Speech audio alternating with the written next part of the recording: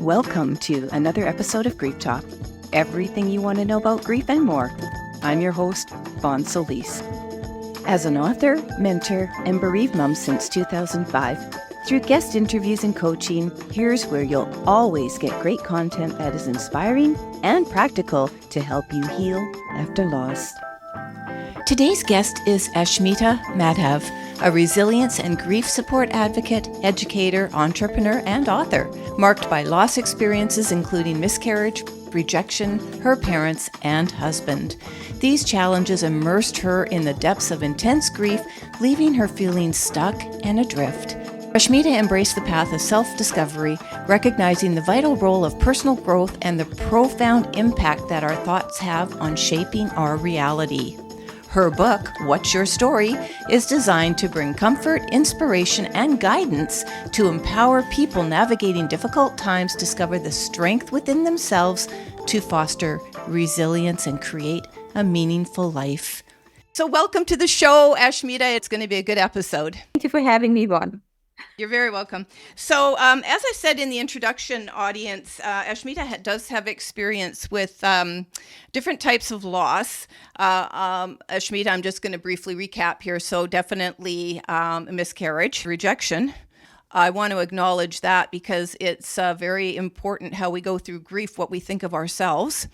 You lost both your parents and your husband, so you were widowed early in life. Losing a spouse early is it's its own category when you don't expect it, and your husband did die from cancer, so you were also caregiving. There's a whole grief around that. So I want to talk about fear because so many people are terrified in grief, and I was too, for a bunch of different reasons. It could be new to us. My daughter's death was my first experience with grief other than grandparents. Didn't know anything about it. We're not grief literate. But the second thing I want to talk to you about really quickly is because we're so terrified and sometimes shocked and trauma, and then you became single, widowed, but alone. And you said you had to, deal with the finances and all the legal, whatever, taxes and all this stuff that you had not been involved in. That was hubby's job, and you will not be alone in that. So did you have someone in the midst of all of this chaos and going to bed with your thoughts, and having your self-talk over months and possibly even a couple of years, however long, even maybe today you're still doing that. Did you have someone helping you with all that stuff that you had no involvement in? Yes. So I had to, helping in the sense that, when you lose somebody, especially, I'm going to talk specifically from the point of a spouse, because we feel so vulnerable and we don't know who to trust.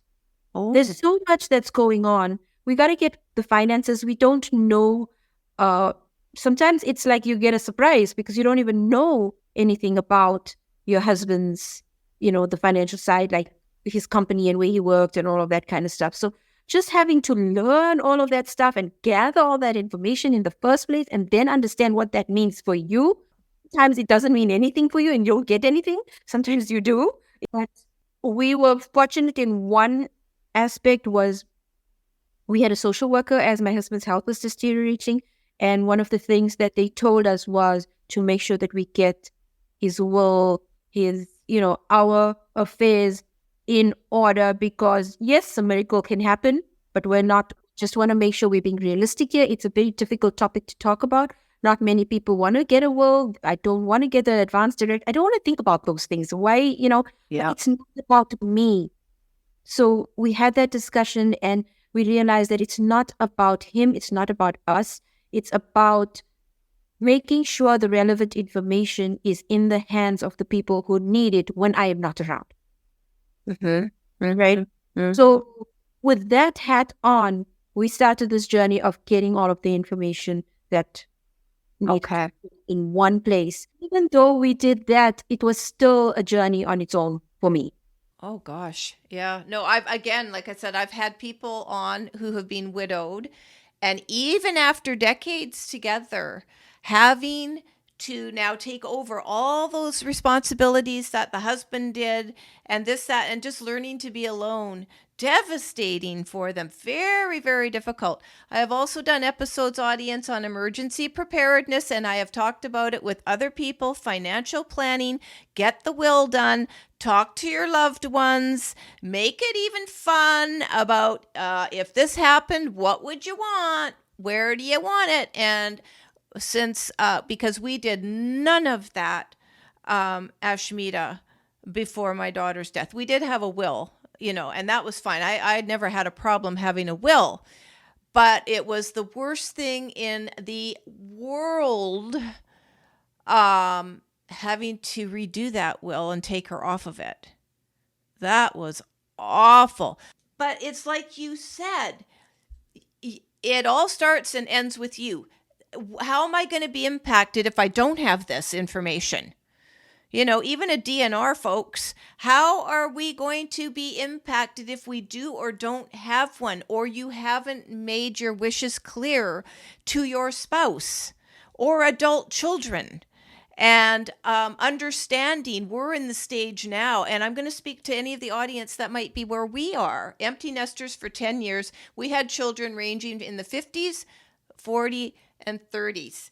And between us and our son is the last one together. And guess what? He doesn't want our condo. He doesn't want certain things that we would have just assumed passed down.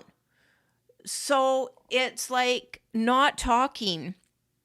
And of course, this is age and experience dependent, but at least preparing, and you just hope that you don't need it. So I'm glad you're talking about that, Ashmeeta, because again, you were a young, unexpected widow, right?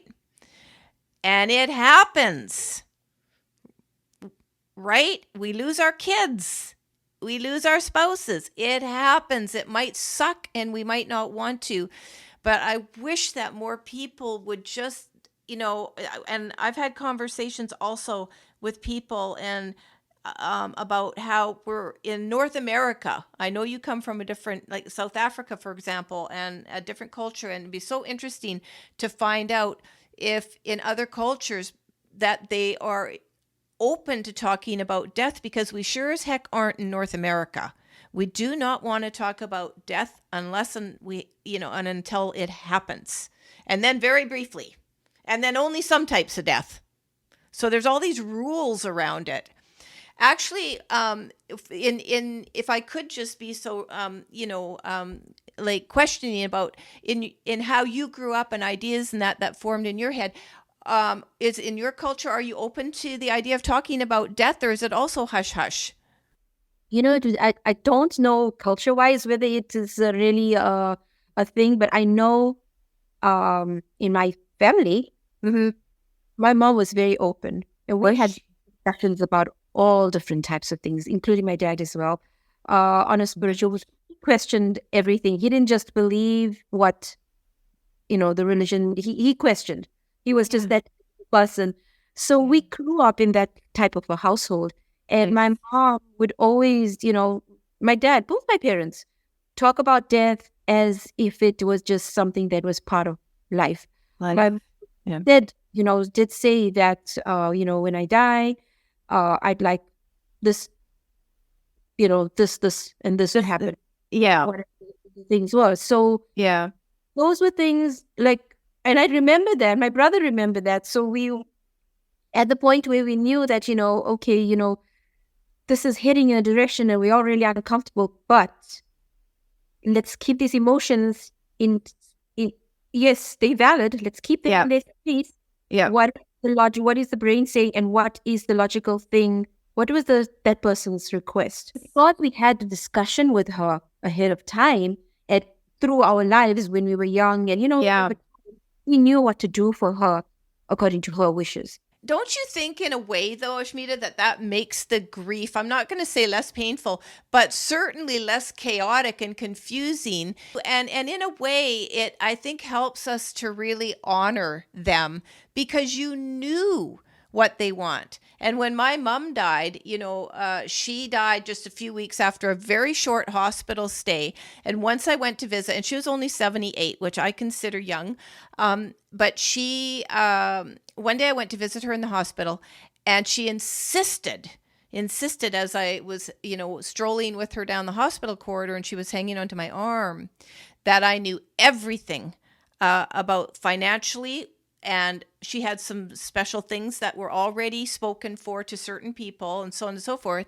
And I'm like, Mom, you're not going to die. But you know what? She was gone within, I think it's 4 weeks. And it was a very sudden death. And because we knew, despite the fact that we were like, well, whatever, it's just her talking. But because we knew everything where it was, what needed to be done, we had everything cleaned up and done and everything in 10 days. And all the items, disposed of and sold, and, people wanted this and people wanted that. And frankly, maybe, maybe that's one of the reasons I never really struggled with anything, because we had acknowledged it, and, and I knew she sort of was ready to go, I guess. Anyway, we're not talking about that today, but people, I'm talking about you, Ashmeeta, and I'm talking about in those moments for anybody, those moments that can stretch into months, by the way, that you do have to deal with things. What would you say to the person, and again, keeping this in spousal loss, but that now has to be responsible for everything? And how did you kind of approach everything that you needed to do next? Now you're on your own and you got to deal with all these things. Everything. It's huge. Did you just take it one challenge at a time, one day at a time? Like, how did you do that? Well, it initially did feel very overwhelming until I came to a point where I reminded myself that I need to do things as they happen, like, as you said, like as they happen, but I also need to be aware of myself and my emotions and how I'm feeling and honoring that as well. So basically taking care of yourself while also doing all of these things is very, very important. So acknowledging those feelings, acknowledging those thoughts that enter your mind, giving yourself the time and the space to deal with things. So if I generally would complete a specific task in so much of time, and now I'm in the situation, my mind's not working and I'm just feeling totally overwhelmed, I still need to get this job done. I'm going to be a bit more kinder to myself. Practice, some of that empathy and some of those things that I'm looking for from people out there to give to me because I feel like a victim.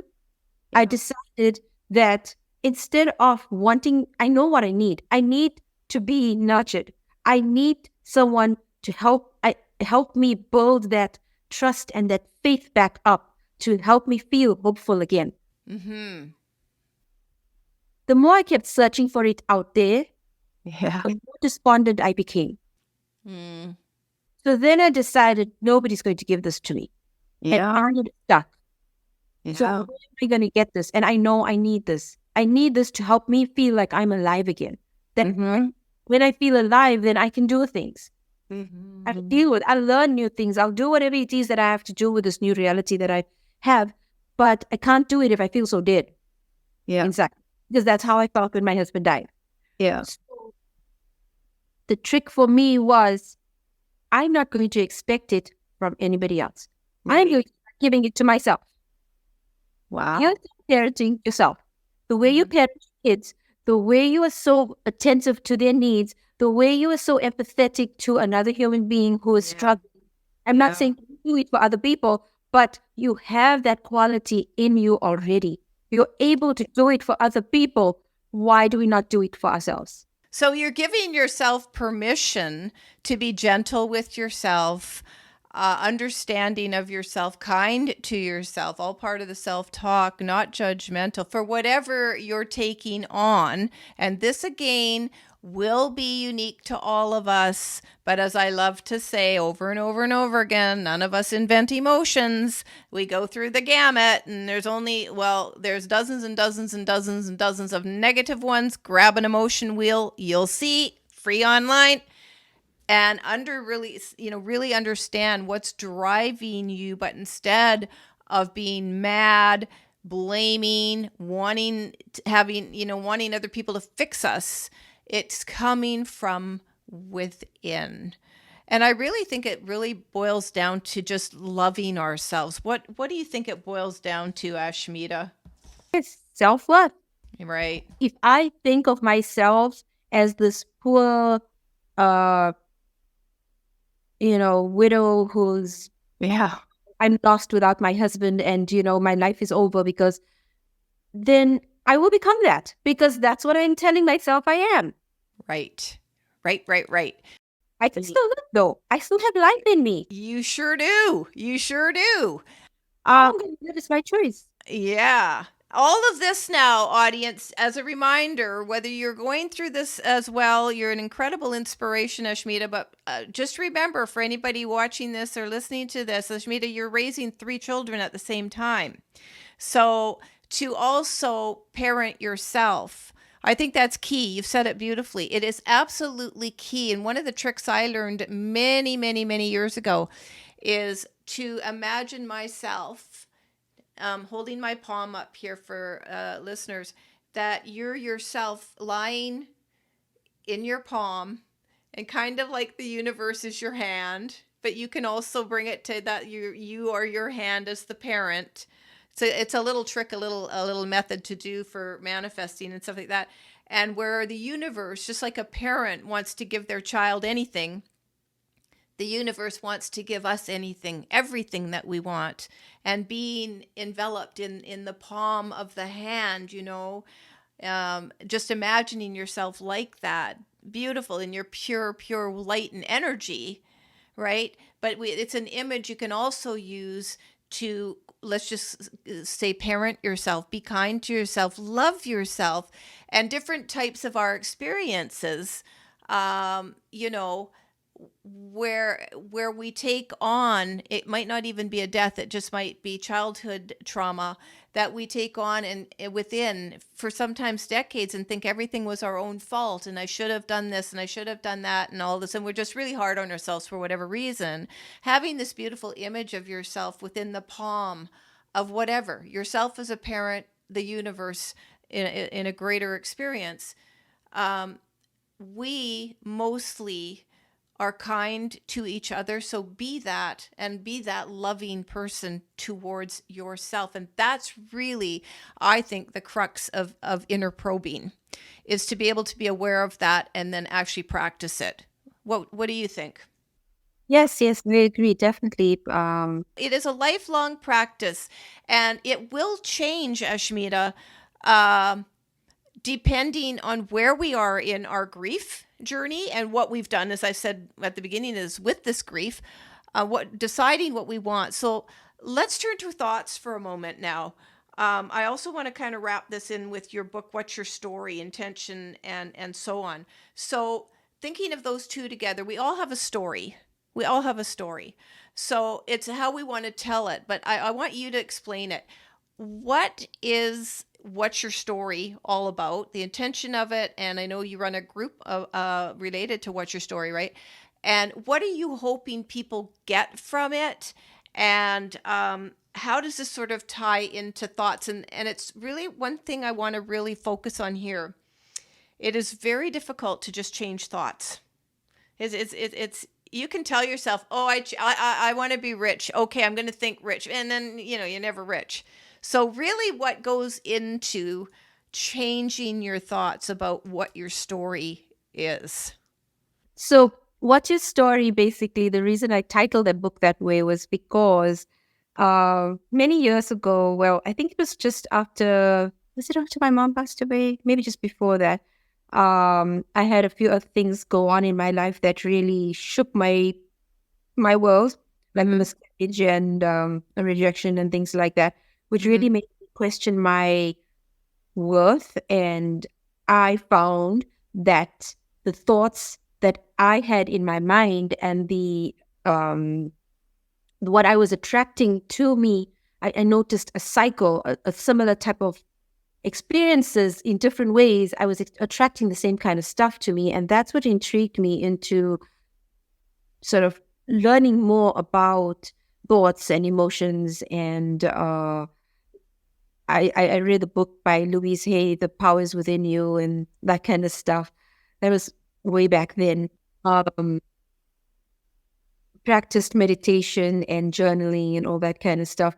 But the reason I say, well, what's your story is because when I decided what came to a realization that the thoughts that I was having in my mind about any specific situation was actually not the other person's problem. It was not them, even though their actions were affecting me. Yep. Yep. I was always under the impression that they are doing things to me. Why that person continually behaves that way with me? Yep. Mm-hmm. It upsets me. Why do they keep doing that to me? Mm-hmm. But there was one, my late husband had actually said this to me one time. I was sort of having a discussion with him about something, and he was not agreeing with me. And eventually he turns around and says to me, well, you know what? You're doing it to yourself. Mm-hmm. Mm-hmm. You're doing it to yourself, he said to me. Mm-hmm. And for the life of me, I could not understand what he meant. Yeah. And he said, I don't know how to explain this to you, but you are doing this to yourself. Mm-hmm. And it took me a bit, for me to actually understand exactly what he meant by that. And that's what started the whole idea of my thoughts becoming my reality. Mm-hmm. It became a reality for me because I shifted the way I saw the other person. I took my focus off the actions that others were doing and put my focus onto myself. That's really key and really important. And that is an episode on its own. Honest to goodness, is just talking about getting to that point where we're not in the blame game. I always say, what's the common denominator in any problem? And guaranteed it's us. Any relationship problem, it's kind of the same thing as saying you're doing it to yourself, or as my sister loves to say, you take yourself wherever you go. And if we look, at our past patterns, they will remain the same. They may come to us in different forms, different relationships, different situations, doesn't matter. But the problem or problem pattern, I guess I want to say, is going to be there until you recognize it and you no longer want it in your life. It's really that simple. Yes. We just don't have time to go down that, but your work is focused a lot in that area, is it not, Ashmeeta? Is helping people become aware of those thought cycles, self-talk, that sort of thing? Yes, it's that, and also self-love, learning to, not let this experience become our reality and just let the experience be the experience. And yeah, very key point. So, this podcast is designed just to introduce people to concepts. They may hear something, it might spark something in them, because I did just want to say it's very difficult for people in the blame game to take responsibility. And it takes a really big person, and it also takes the embracing of wanting to be responsible for your life. And to do that, we really, really, really have to look within, and we really can't look to anybody else to do anything for us, because anything they offer, even love in a relationship, it's up to us to decide if we're going to be open and vulnerable enough to accept it, or what we're going to do with it. So take that, expand that to anything we do in our lives, and it can be sometimes a lifelong struggle or practice to perfect that, where we fully accept what's happened to us, what is happening to us. But on the flip side, and the wonderful side, and what most people unfortunately get attracted to and then dump the whole process is manifesting, creating that life you really want. But you don't start there, folks. You don't start there. That's the end result. Enjoying the benefits of living the life you really want and can create. That is the outcome. It is not the journey in and of itself. And I think that's why people get so discouraged by and give up this whole practice of just manifesting in their life. We can call it intention manifestation. I don't know. Is there a new word for it decades later, Ashmeeta? Or are we still calling it intention and manifestation? I don't know. Maybe law of attraction. I don't know. Yeah, it's all the same stuff. It's been around for hundreds of years. But would you say now, Ashmeeta, that you are, I don't really want to say living proof necessarily, but a very good example? Are you living? I mean, listen, it takes time to get it all together, and it changes what we want. But do you consider yourself to be an example of you're living every day what you're thinking and creating as a result of those thoughts? That is my goal, and that is what I live. That is my intention every moment that I'm alive. I have intention of doing certain things, and this is how I see the rest of my life going, because for me, I have basically come to a point where I just want to give. My journey for the rest of my life is I want to give back what I have received in all of these various different experiences that I've got. Mm-hmm. The what it gave to me, not the pain. I don't want to give the pain. Yeah. What I drew out of it, that the awareness allowed me to be able to get out of it, to be able to share that and leave that out there with anyone who can take that and make it their own based on what's going on with them. Because you know what? We're all learning till the day we die. I just want to say one thing. When I say that, are you living that? It's a daily journey. So I should rephrase. It's really a daily journey. If we can get up every day, even if we have jobs we have to go to or any other obligations, raising children, whatever it is, whatever you can manage in your life to go, I am going to make this my day, and get the joy from it, or accept the responsibilities or obligations, understanding you've created them at some level, you wanted them or needed them. So like, in other words, having children, yes, there's going to be tight time schedules and this, that, and volleying and this, but one day, you know what? They're not going to be with you. One day they're going to leave home.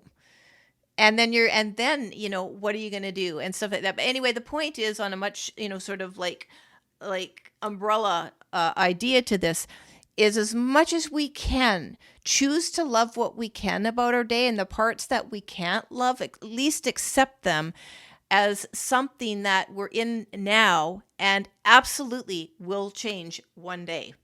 Do you agree with that? And do you want to add anything to that, Ashmeeta? I agree to that. And one of the really, cool things that kind of helped me a lot is forgiveness and gratitude. Forgiving myself and the person I believe hurt me, because, I believe now that it's never the other person, it's me, because I'm the one experiencing the experience, no matter what situation I'm in. Forgiveness on both sides, and as well as practicing gratitude. I'm grateful that, and you can practice gratitude in so many, grateful for what you have, grateful for the opportunities that you had. When I feel sad that that I don't have a husband. Yes. Grateful that I had 23 years to spend with him. I'm grateful for the time that we had together. It was a wonderful time. Nice. Memories will stay with me because they were memories we made together. He may not be here right now physically, believe in afterlife or any of that, then I could be talking to him. Energy could still be around me. I mean, I talk to my mom a lot. That actually, I'm like, Mom, I don't know what to do in this situation, whatever it is. And out of the blue, I'd get some sign or something would just fall into place. I'm like, oh, wow. Yeah, yeah. Oh my goodness. I've had many physical manifestations of visits from the afterlife that it's a no-brainer. Um, so if you believe that, people, that life is ongoing and in some form, pick the form that you want it to believe, energy, consciousness, whatever, it's all kind of the same thing. They are with us. Our loved ones really are with us. They're never really gone. But at the same time, both, I think, Ashmeeta, you and I, and everybody else I've talked to, and most people, we still need to pay homage to the grief part of it, the physical part that we're living.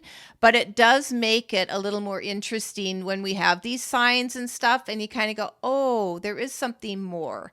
So embrace the journey. You talk about embrace, empower, evolve, the 3 E's: embrace, empower, evolve. And I think we've kind of talked a lot about that in various ways today. I know it's in your work and it's certainly in everything I do, but it's so refreshing and wonderful to talk to another person on the journey.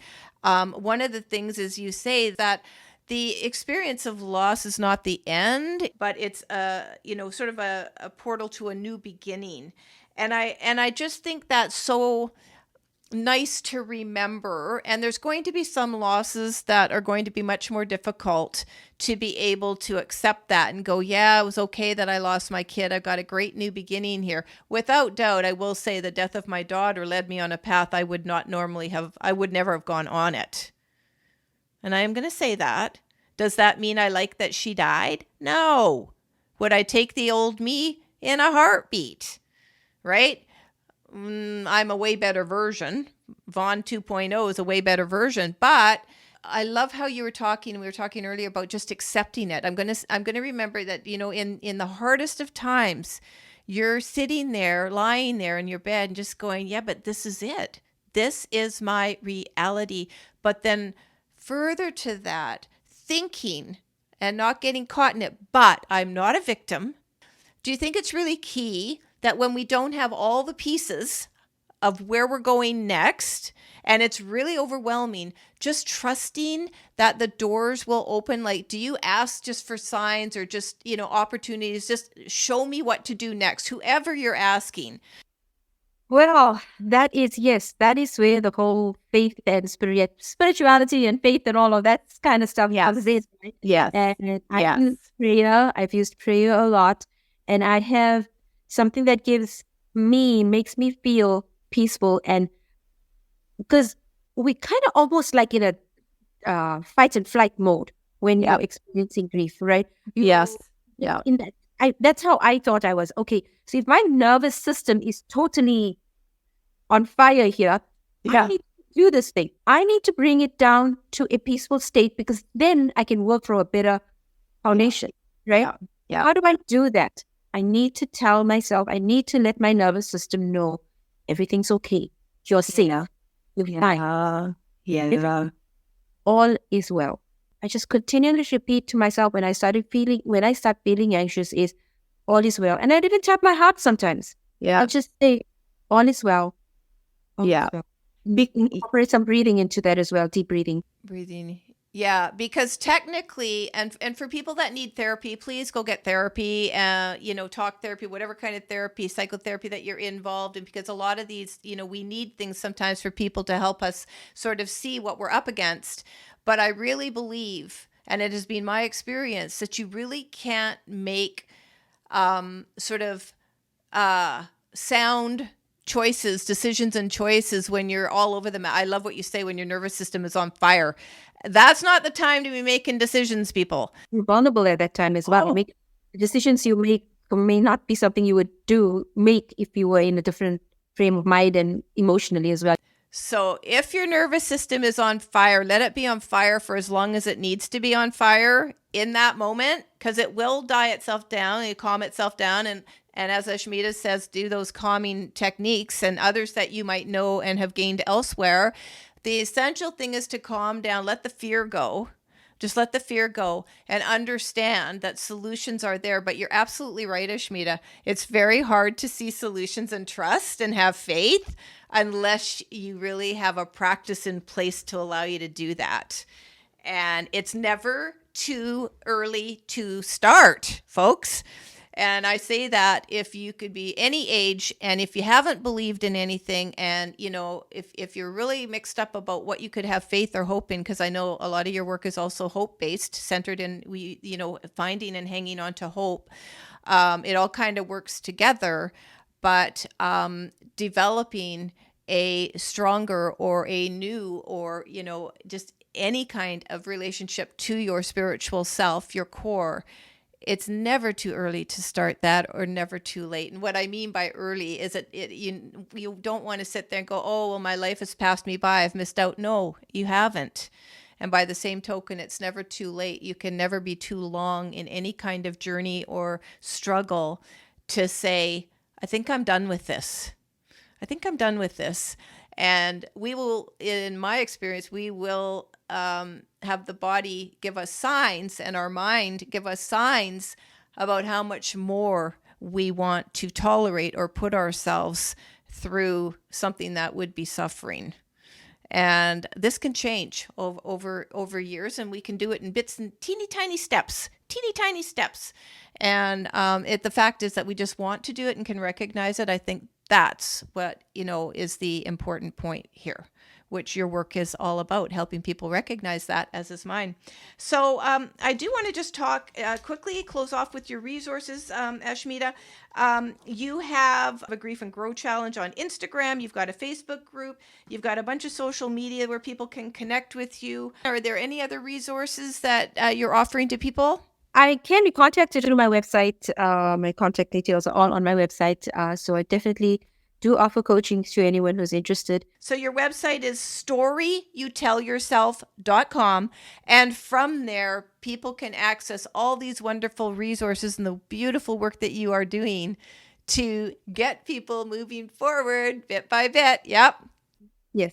That's wonderful. I wish I had longer to chat and talk, because there's just so much that we've just started to unpack that is so critical, really, to how we experience anything difficult in our life. And at least you are offering a place where people can go share their story, think about their story differently. As I said earlier, and you've said, we all have a story, but it's what we want to do. I think we can shape our story as it changes throughout our life. Is that kind of your message with that?